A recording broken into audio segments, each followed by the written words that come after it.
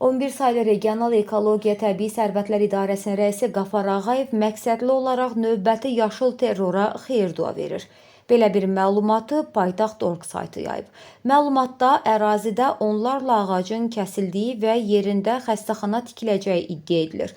Bildirilib ki, Yasamal rayonunda gecə saatlarında ərazi onlarla yaş ağacın da daxil olması ilə hündür hasara alınıb və hasara alınan tikinti ərazisindəki yaş ağacların kəsiminə hazırlıq gedir.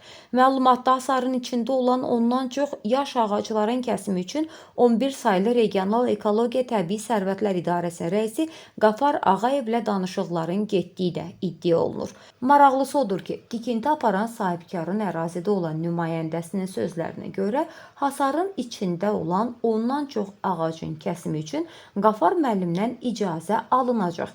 Sonra ağaclar kəsilib tikinti başlanacaq. Bu isə müqayisə olunmaz qanunsuzluqdur. Necə yəni? Nabaqdan Qafar Ağayev yaş ağacların kəsiminə icazə verir. Həqiqətən də yaşıllığı məhv edərək ərazidə qanunsuz yerin təkini qazaraq dağıdılması acınacaqlı hal, eləcə də böyük ekoloji fəlakətdir və 11 saylı Regional Ekologiya və Təbii Sərvətlər İdarəsinin rəisi Qafar Ağayev də məqsədli şəkildə olanlara göz yumaraq alətə çevrilməkdədir. Səsləndirilən iddialarla bağlı bütün maraqlı tərəflərin mövqeyini işıqlandırmağa hazırıq.